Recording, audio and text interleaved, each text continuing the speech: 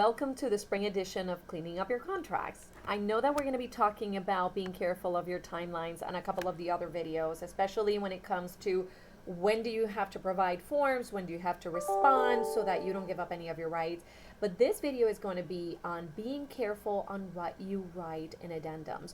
I can't tell you how many times at the table we have an issue because a realtor took that home inspection report and copied and pasted the same language into their addendum.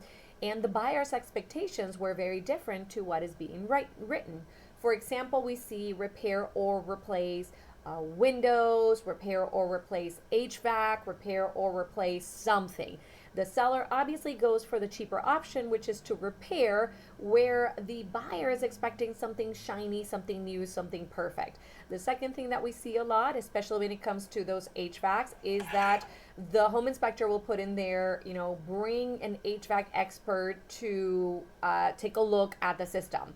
And then there's no action items. So the seller complies when they bring an HVAC person to come in and take a look at it, and whether it's working or not, it doesn't matter because that's not what you asked for.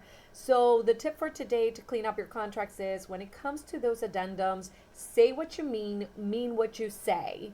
Make sure that it doesn't take a home inspection report or something else, but whatever it is that you mean is put simply in that addendum so that it can safeguard your client's right.